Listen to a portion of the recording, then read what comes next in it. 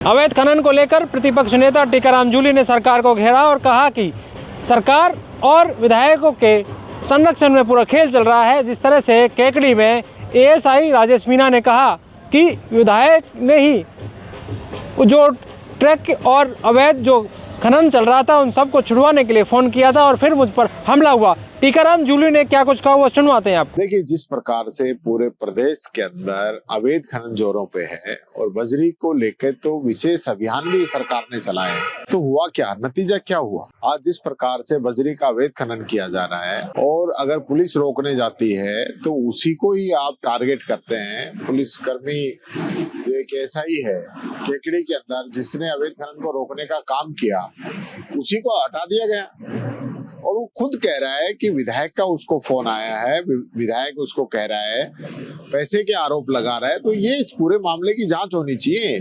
मुख्यमंत्री जी को पूरी जांच करानी चाहिए इस पूरे मामले की। वो तो बार बार कहते थे ना कि हम अवैध खनन पे रोक लगा रहे हैं। अभी जब अरावली का मैटर आया तब आपने बहुत बड़ी बड़ी बातें की थी कि हमने अरावली की जो अवैध खनन है उस पर कार्रवाई कर रहे हैं, बजरी के अवैध खनन पे हम कार्रवाई कर रहे हैं। तो यही कार्रवाई है क्या? आपने कई एसएचओ को सस्पेंड किया था, उन सब के बावजूद इस प्रकार की हालत है तो आप समझ सकते हैं कि आपकी सरकार के अंदर क्या हो रहा है, आपके राज्य के अंदर क्या हो रहा है। तो मैंने तो पहले ही कहा था कि आपके विधायक, आपके मंत्री खुद जो है इनमें शामिल है। तो आज ये सारी बातें सामने भी आ गई।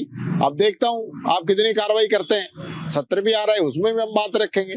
तो क्या जनता में कहने के लिए ही आपके बयानबाजी होती है? क्या आप कार्रवाई करिए ना, अब आपके विधायक पे कार्रवाई कीजिए। मैं मदन राठौड़ जी से भी कहता हूँ वो भी कार्रवाई करें कि किस प्रकार का माहौल आज राजस्थान में बना हुआ है, किस प्रकार से आप सिर्फ बातें करके प्रदेश की जनता को गुमराह नहीं कर सकते। धरातल पे सारी चीजें सबके सामने आ रहे हैं।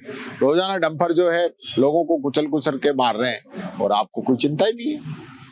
आप ध्यान दीजिए।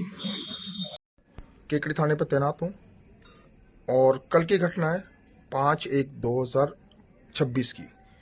मेरे पास एसएचओ ने इतला दी कि आप तुरंत पहुंचिए, परसों के दिन घटना घटी है, डंपर से अवैध खनन करते हुए एक व्यक्ति की मृत्यु हो चुकी है, आप तुरंत पहुंचिए। इसी दरमियान परमेश्वर नाम के आदमी का फोन आता है कि मैं देवपुरा से बोल रहा हूं, आप तुरंत आइए, आपके लिए एसएचओ साहब ने बताया, आप नहीं आ रहे हो तो मैं कंट्रोल को फोन कर रहा हूं। तो मैं तुरंत पहुंचता हूं वाया गुड़गांव, सदारा, ओमेरू। मैं घटनास्थल पर पहुंचता हूं, घटनास्थल से बताता हूं कि सर ऐसी ऐसी घटना है, यहाँ पर 4 ट्रैक्टर और 2 जेसीबी खड़ी हुई है। तो एसओ साहब ने कहा कि आप बताइए उनको। मैंने सर यहाँ मरने मारने की कंडीशन हो रही है, कहीं भी जनहानि हो सकती है, आगजनी हो सकती है। इसके बाद एसएचओ मौके पे नहीं पहुंचा 3 घंटे तक।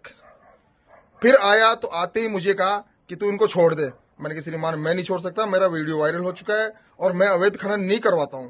आप लेते होंगे पैसे, मैं नहीं लेता हूं। ठीक है श्रीमान जी। फिर उसके बाद मैं जेसीबी ट्रैक्टरों को सारों को लेके आ जाता हूं, थाने पे खड़ा कराता हूं। एमएलए ने मेरे पे, शत्रुघ्न गौतम ने मेरे पे प्रेशर बनाया कि तेरी नौकरी से बर्खास्त करा दूंगा। मैंने श्रीमान मेरी नौकरी दान की दी हुई नहीं है, मैंने मेरे दम पे मेरी नौकरी हासिल करी है।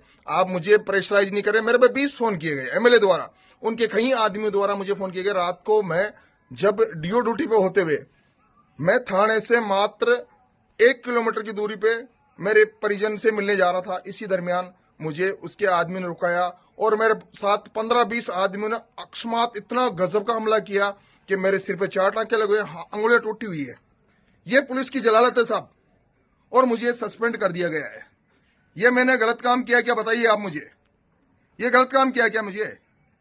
टीकाराम जूली ने कहा कि सारा खेल, अवैध खनन का खेल लगातार पूरे राजस्थान में चल रहा है और ऐसे में ये जो तस्वीरें सामने आ रही हैं कहीं ना कहीं मिली भगत है। ऐसे में उन्होंने कहा कि विधायक और जो सरकार है उनका मिली भगत का पूरा खेल है। ऐसे में तमाम जो चीज़ें सामने आ रही हैं उस पर हम लगातार सरकार को विधानसभा सत्र में भी घेरेंगे और कहीं ना कहीं इस बार के विधानसभा सत्र में ये तमाम मुद्दे होंगे जिन पर उन्होंने कहा कि आने वाले वक्त में, क्योंकि सरकार जिस तरह से 2 साल के कार्यकाल को लेकर गिना रही है, लेकिन आज ही मुख्यमंत्री भजनलाल शर्मा ने पुलिसिंग अकादमी के उद्घाटन के अवसर पर कहा कि राजस्थान में माफिया आए लेकिन जाए नहीं, ये उन्होंने दोहराया और कहा कि पुलिस की लगातार जो मांगे हैं उन मांगों को वो पूरा कर रहे हैं, लेकिन पुलिस भी अपना काम बखूबी करे जिससे कि राजस्थान में किसी तरह की अपराध ना हो।